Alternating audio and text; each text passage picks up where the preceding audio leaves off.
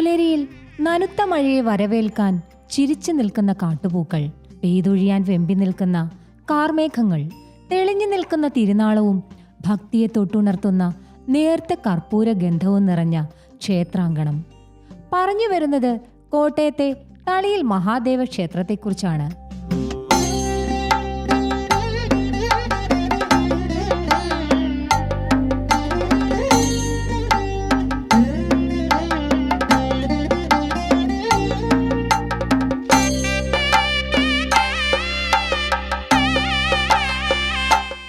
കോട്ടയം താഴ്ത്തങ്ങാടിയിൽ ഉപ്പൂട്ടിക്കവലയ്ക്ക് സമീപം സ്ഥിതി ചെയ്യുന്ന തളിയിൽ മഹാദേവ ക്ഷേത്രം ചരിത്രപരമായി ഏറെ പ്രാധാന്യമുള്ള ക്ഷേത്രമാണ്. പഴയ തെക്കുംകൂർ രാജാക്കന്മാരുടെ പ്രധാനപ്പെട്ട ആരാധനാലയങ്ങളിൽ ഒന്നായിരുന്നു ഇത്. തെക്കുംകൂർ രാജവംശത്തിന്റെ തലസ്ഥാനമായ പഴയ കോട്ടയം പട്ടണത്തിന്റെ രാജകീയ ആസ്ഥാനമായിരുന്ന തളിയിൽ കുന്നിന്റെ മുകളിലാണ് ഈ പുണ്യക്ഷേത്രം സ്ഥിതി ചെയ്യുന്നത്. കോട്ടയം പട്ടണത്തിൻ്റെ ചരിത്രം ആരംഭിക്കുന്നത് ഈ തളിയിൽ കുന്നിൽ നിന്നാണ്. ഏതാണ്ട് 9-ാം നൂറ്റാണ്ട് മുതൽ 12-ാം നൂറ്റാണ്ടിൻ്റെ ആദ്യം വരെയും കേരളത്തിലെ ഭരണം നിയന്ത്രിച്ചിരുന്ന, കേരളത്തിലുണ്ടായിരുന്ന 18 നാട്ടുരാജ്യങ്ങളുടെയും മേളിൽ അധികാരമുണ്ടായിരുന്ന കുലശേഖര രാജാക്കന്മാർ, അതായത് പെരുമാൾ വാഴ്ച എന്നാണ് പറയുന്നത്, അത് തിരുവഞ്ചിക്കുളം, അതായത് മഹോദയപുര ആസ്ഥാനമായിട്ട് ഭരിക്കുന്ന കാലത്ത്, അതിൻ്റെ ആദ്യ കാലഘട്ടങ്ങളിൽ 9-10 നൂറ്റാണ്ടുകളിൽ നാങ്കുതളികൾ എന്ന് പറയുന്ന 4 തളികൾ, മേൽത്തളി, കീഴ്ത്തളി, ചിങ്ങപുരത്ത് തളി, നെടിതളി എന്ന് പറയുന്ന 4 തളികൾ, കൊടുങ്ങല്ലൂരിന് സമീപം ഉണ്ടായിരുന്ന 4 തളികളിൽ ബ്രാഹ്മണർ, അതായത് പട്ടേരിമാർ എന്ന് പറയുന്ന തളിയാതിരിമാർ സഭ കൂടിയിട്ടാണ് ഈ പെരുമാളെ നിശ്ചയിക്കുന്നതും വാഴിക്കുന്നതും. അപ്പോൾ അതിനുശേഷം ഏതാണ്ട് 11-12 നൂറ്റാണ്ടുകൾ ആയപ്പോഴേക്കും ഈ നാങ്കുതളികൾ വിപുലീകരിക്കുകയും, അതായത് ബ്രാഹ്മണ ഗ്രാമങ്ങൾ സജീവമായതോടുകൂടി അധികാര വികേന്ദ്രീകരണം എന്നുള്ള നിലയ്ക്ക് ഈ കൂടുതൽ നാട്ടുരാജ്യങ്ങളിൽ ഓരോ തളികൾ സ്ഥാപിക്കുക. അങ്ങനെ 18 തളികൾ കേരളത്തിലാകമാനം സ്ഥാപിക്കപ്പെട്ടു. അങ്ങനെ സ്ഥാപിക്കപ്പെട്ടതിൽ വെമ്പലനാടിൻ്റെ തലസ്ഥാനമായ കടുത്തുരുത്തിയിലും അന്നത്തെ മുഞ്ഞനാട്, കോട്ടയം ഉൾപ്പെടുന്ന മുഞ്ഞനാടിൻ്റെ തലസ്ഥാനമായ കോട്ടയത്തും 2 തളികൾ സ്ഥാപിക്കപ്പെട്ടു. അതിൽ ഒരു തളിയാണ് ഈ കോട്ടയം തളി. അപ്പോൾ ഈ കോട്ടയം തളി എന്ന് പറയുന്നത്, ഇതിൻ്റെ നമുക്ക് രേഖാമൂലമുള്ള ഈ പറഞ്ഞ ചരിത്രമൊന്നും ലഭ്യമല്ല. കേരളത്തിൽ പൊതുവായി ഈ 18 തളികൾ സ്ഥാപിക്കപ്പെടുന്ന ഒരു കാലഘട്ടത്തെ വെച്ചിട്ട് തന്നെയാണ് ഇതിൻ്റെ ഒരു കാലഘട്ടം നമ്മൾ നിർണ്ണയിച്ചിരിക്കുന്നത്. അപ്പോൾ ഇവിടെ സഭ കൂടി ഈ പ്രദേശത്തെ ഈ നാട്ടുരാജാവിൻ്റെ ഭരണത്തിൽ അവർ ഉപദേശ നിർദ്ദേശങ്ങൾ കൊടുക്കുന്നതിനും ഇവിടുത്തെ നിയമവ്യവസ്ഥ നടപ്പിലാക്കുന്നതിനും വിവിധ ശാസ്ത്രങ്ങൾ, പാരമ്പര്യ ശാസ്ത്രങ്ങൾ, അതുമായി ബന്ധപ്പെട്ടിട്ടുള്ള ചർച്ചയും, അതുപോലെ പട്ടത്താനം, ഓരോ വർഷം കൂടുമ്പോൾ പട്ടത്താനം കൂടുകയും ഇതൊക്കെ ചെയ്തിരുന്ന ഒരു സ്ഥലമാണിത്. അപ്പോൾ ബ്രാഹ്മണർ ഇവിടുന്ന് പിൽക്കാലത്ത് ഒഴിഞ്ഞുപോയി. ഇവിടെ ബ്രാഹ്മണ കുടുംബങ്ങളൊന്നും ഇപ്പോൾ നിലവിലുമില്ല. കാരണം ഈ തളികൾ ഇരിക്കുന്ന സ്ഥാനത്ത് ബ്രാഹ്മണരുടെ അധിവാസം ഉണ്ടാവണം നിർബന്ധമില്ല. അവർ ഗ്രാമങ്ങളിൽ നിന്ന് അവിടുന്ന് ദീക്ഷ സ്വീകരിച്ച പട്ടേരിമാരാണ് ഇവിടെ വന്നിരുന്നത്, തളിയാതിരിമാരാണ് ഇവിടെ വന്നിരുന്ന് ഈ സഭ കൂടുന്നത്.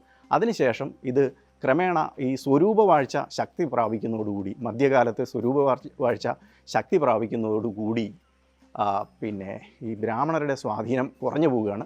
ബ്രാഹ്മണരുടെ സ്വാധീനം കുറഞ്ഞു പോയ ഒരു കാലഘട്ടത്തിലാണ് ഏതാണ്ട് 15-ാം നൂറ്റാണ്ടിൽ തെക്കുംകൂർ രാജാക്കന്മാർ, അന്ന് മുഞ്ഞനാടൊക്കെ പിന്നീട് ഈ തെക്കുംകൂറിൽ ലയിച്ചു പോകുന്നു.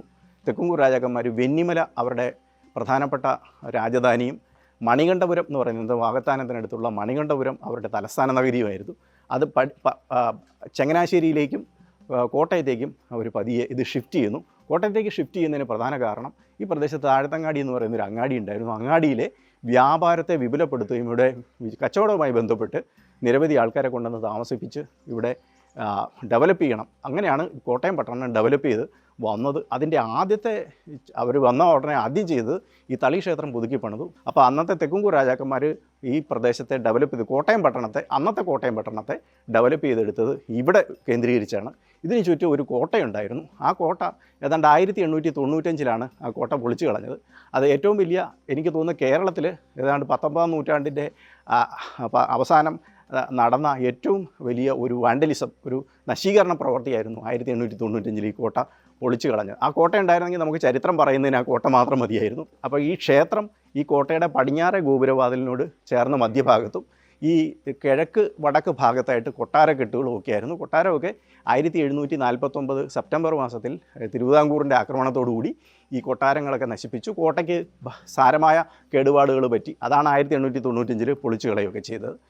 ക്ഷേത്രം പിന്നെ ഈ തെക്കുംകൂർ രാജാക്കന്മാരുടെ കാലത്തെ ഏറ്റവും പ്രധാനപ്പെട്ട രാജകീയ ക്ഷേത്രമായി ഇത് മാറി. ഇപ്പോൾ നമുക്ക് തിരുവിതാംകൂറിൻ്റെ ഏറ്റവും പ്രധാനപ്പെട്ട ക്ഷേത്രം പിന്നെ ശ്രീപത്മനാഭസ്വാമി ക്ഷേത്രമാണെങ്കിൽ തെക്കുംകൂറിൻ്റെ ഏറ്റവും പ്രധാനപ്പെട്ട ക്ഷേത്രമായിരുന്നു ഈ ക്ഷേത്രം.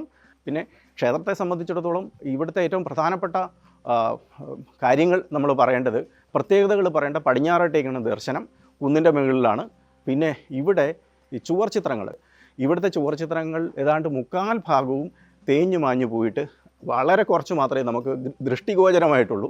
വളരെ സൂക്ഷിച്ച് നോക്കിയാൽ ഇതിന് ബേസിക് ലൈനൊക്കെ കാണാം. പിന്നെ ഇവിടെ ഒരു മിഴാവ് സൂക്ഷിച്ച് വെച്ചിട്ടുണ്ട്. അതിൽ കേരളർ ഗോദവർമ്മർ എന്ന് വട്ടെഴുത്തിൽ കുത്തിയിട്ടുണ്ട്. അപ്പം കേരളവർമ്മ ഗോദവർമ്മ എന്ന് പറയുന്നത് ഗോദവർമ്മ രാജാവിൻ്റെ അദ്ദേഹം നടക്കി വെച്ച മിഴാവാണ്. അതിൽ കുഞ്ഞൻ നമ്പ്യാർ വായിച്ചിട്ടുണ്ട് എന്നാണ് പണ്ട് മുതലേ പറഞ്ഞു വരുന്ന ഒരു ഇത്. കുഞ്ഞൻ നമ്പ്യാർ കോട്ടയത്ത് കുറേ കാലം അദ്ദേഹത്തിൻ്റെ പിന്നെ യൗവന കാലത്തുണ്ടായിരുന്നു. അപ്പോൾ ഇവിടെ വന്ന് കോട്ടയത്ത് തിരുനക്കര അമ്പലത്തിലും ഈ ക്ഷേത്രത്തിലും അടിയന്തര കൂത്തിന് വായിച്ചിട്ടുണ്ട്.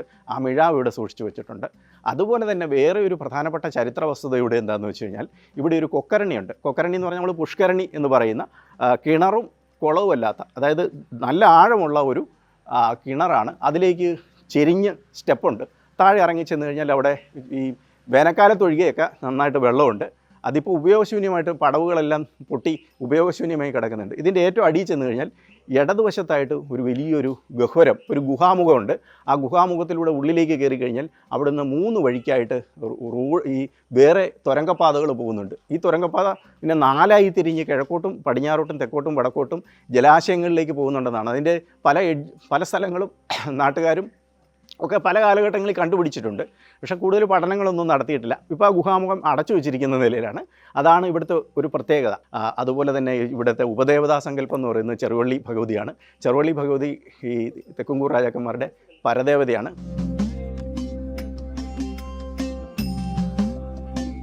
കേരളത്തിലെ 18 തളികളിൽ ഒന്നായ കോട്ടയം തളി 15-ാം നൂറ്റാണ്ടിൻ്റെ തുടക്കത്തിലാണ് തെക്കുംകൂർ രാജാക്കന്മാർ ഇന്ന് കാണുന്ന നിലയിൽ പുതുക്കി പണിയുന്നത്. ശ്രീകോവിലിൻ്റെ ഭിത്തിക്കെട്ടുകൾ ചെങ്കല്ല് ചെത്തിയെടുത്ത് സങ്കീർണമായ ശില്പവിധാനത്തോടെയാണ് പണി കഴിപ്പിച്ചിരിക്കുന്നത്.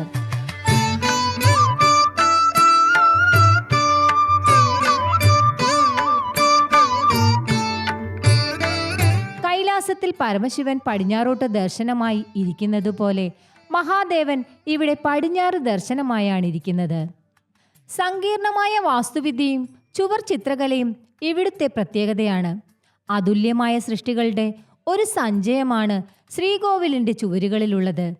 അതിൽ ഏതാനും ചിത്രങ്ങൾ മാത്രമാണ് നാശത്തെ അതിജീവിച്ച് ഇന്നും നിലനിൽക്കുന്നത്. 16-ാം നൂറ്റാണ്ടിൻ്റെ അന്ത്യത്തിലോ 17-ാം നൂറ്റാണ്ടിൻ്റെ തുടക്കത്തിലോ ആയിരിക്കും ഈ രചനകൾ നടന്നിട്ടുള്ളതെന്നാണ് കരുതപ്പെടുന്നത്.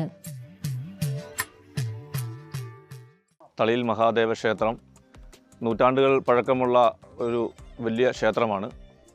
തെക്കുംകൂറിൻ്റെ ആസ്ഥാനം ആയിരുന്നു തളിയിൽ കോട്ട. തെക്കുംകൂർ രാജവംശം ഭരണം നടത്തിയിരുന്ന ഒരു കേന്ദ്രമായിരുന്നു. അവർ ആ സമയത്ത് പണി കഴിപ്പിച്ച ക്ഷേത്രമാണ് തളിയിൽ മഹാദേവ ക്ഷേത്രം.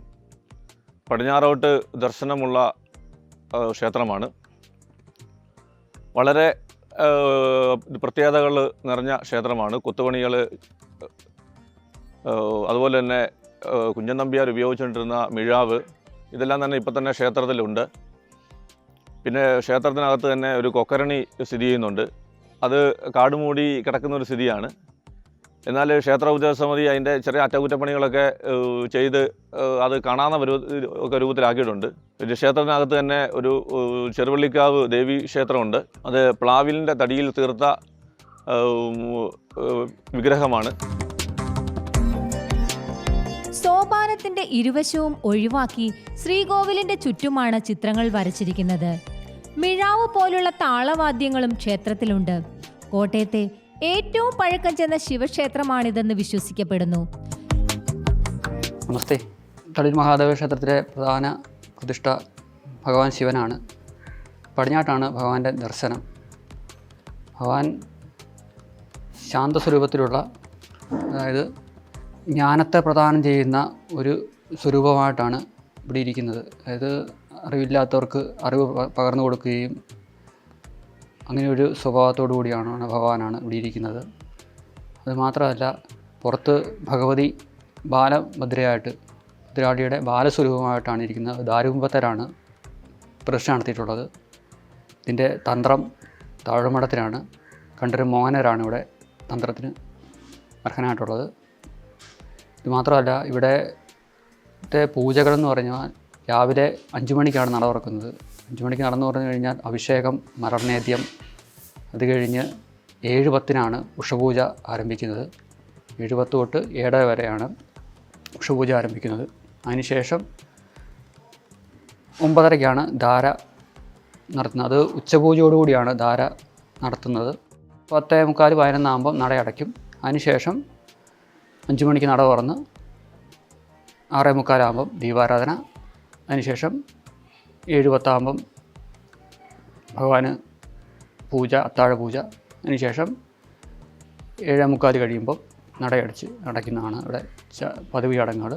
പിന്നെ ഇവിടെ ശിവരാത്രി പ്രാധാന്യമാണ്. ശിവരാത്രി അന്ന് ഒരു ദിവസം ഉത്സവം പോലെ തന്നെയാണ്. അന്ന് നവകം മറ്റു കാര്യങ്ങളെല്ലാം ശിവരാത്രിക്ക് ഉണ്ട്. ധാര, വിശേഷാൽ വഴിപാടായ ധാര, 108 കുട അഭിഷേകം, ഇതെല്ലാം ശിവരാത്രിക്ക് ഉള്ളതാണ്. അതുമാത്രമല്ല, നമ്മുടെ ഉത്സവം വരുന്നത് വിഷുവിൻ്റെ, അതായത് മേടമാസം വിഷുവിന് കണി കണ്ട് കൊടിയേറുകയാണ് ഇവിടെ ചടങ്ങ്. 10 ദിവസമാണ് ഉത്സവം വരുന്നത്. എല്ലാ ദിവസവും ശീവേലി, അതുപോലെ ശ്രീഭൂതബലി എല്ലാം ഉണ്ടായിരിക്കുന്നതാണ്. പള്ളിയോട്ട് ആറാട്ട് ലങ്കേയമായിട്ട് നടക്കുന്ന ഒരു അമ്പലമാണിത്. പിന്നെ 41 എല്ലാ ദിവസവും 41 ദിവസം കളവെടുത്തും പാട്ടും ഉണ്ടായിരിക്കുന്നതാണ്. പുറത്ത് ഭഗവതിക്ക് കളവെടുത്തും പാട്ടുമുണ്ട്. അതുമാത്രമല്ല, മഹാദേവന് 30 ദിവസം നവകം ഉണ്ട്. അത് പ്രത്യേകം നടത്തുന്നതാണ്. അത് മാത്രമല്ല, രാവിലെ അഷ്ടാഭിഷേകം, 41 ദിവസം ഭഗവാന് രാവിലെ അഷ്ടാഭിഷേകം നടത്താറുണ്ട്. 41 മണ്ഡലകാലത്ത്. ക്ഷേത്ര മതിൽക്കെട്ടിനോട് ചേർന്ന് കിടക്കുന്ന കൊക്കരണിയാണ് ഇവിടുത്തെ മറ്റൊരു പ്രത്യേകത. ആഴമേറിയ കൊക്കരണിയിൽ 4 തുരങ്ക പാതകളുണ്ടെന്നാണ് പഴമക്കാർ പറയുന്നത്. ഈ ക്ഷേത്രം പടിഞ്ഞാറോട്ട് അഭിമുഖമായാണ് സ്ഥിതി ചെയ്യുന്നത്. മഹാദേവനാണ് ഇവിടുത്തെ പ്രധാന പ്രതിഷ്ഠ. ഇതോടൊപ്പം ക്ഷേത്ര ശ്രീകോവിലിൽ ഉപദേവതയായി ഗണപതി, സുബ്രഹ്മണ്യൻ, ശാസ്താവ് എന്നീ പ്രതിഷ്ഠകളുമുണ്ട്. ക്ഷേത്രമുറ്റത്തിന്റെ തെക്കുകിഴക്കേ മൂലയിലുള്ള ഉപദേവാലയത്തിൽ പ്രതിഷ്ഠിച്ചിരിക്കുന്ന പ്രധാന ഉപദേവത ചെറുവള്ളിക്കാവ് ഭഗവതിയാണ്. നാഗദേവതമാർ, സർപ്പദേവതകൾ, രക്ഷസ് എന്നിവർക്കും പ്രത്യേക സ്ഥാനങ്ങൾ നൽകിയിട്ടുണ്ട്. ഇതൊരു നക്ഷത്രവനം എന്ന് പറയുന്ന ഒരു കൺസെപ്റ്റിലാണ് നമ്മൾ നിൽക്കുന്നത്. ഇതിന് ഓരോ നാളുകാർക്കും വേണ്ടി ഓരോ വൃക്ഷം വെച്ചുപിടിപ്പിച്ചിരിക്കുന്നതാണ്. ഇതിന് ഓരോ നാളിലും അന്നന്ന് വരുന്ന ആൾക്കാർ അതിനു വേണ്ടിയിട്ടുള്ള പൂജാതി കർമ്മങ്ങൾ ചെയ്യുക എന്നുള്ളതിൻ്റെ കൺസെപ്റ്റിലാണിത് നടത്തിപ്പോരുന്നത്. ഇതും ഇതിൻ്റെ ഒരു പ്രത്യേകതയാണ്. ഈ അമ്പലത്തിലും വളരെ കുറച്ച് അമ്പലങ്ങളിൽ മാത്രമേ ഉള്ളൂ ഈ നക്ഷത്രവനത്തിൻ്റെ പ്രത്യേകത കണ്ടിട്ടുള്ളൂ. മലയാള മാസമായ മേടമാസത്തിലാണ് ക്ഷേത്രത്തിൽ 10 ദിവസത്തെ വാർഷിക ഉത്സവം നടക്കുന്നത്. ശിവരാത്രിയും മണ്ഡലകാലവും ഏറെ പ്രധാനമാണ്. കോട്ടയം നഗരത്തിൽ നിന്ന് ഏകദേശം 5 കിലോമീറ്റർ അകലെയാണ് ഈ ക്ഷേത്രം സ്ഥിതി ചെയ്യുന്നത്. മഹാദേവനെ കണ്ടുവണങ്ങി ഭക്തിയുടെ നെയ്പായസവും നുകർന്ന് ഈ യാത്ര ഇവിടെ പൂർണ്ണമാകുന്നു.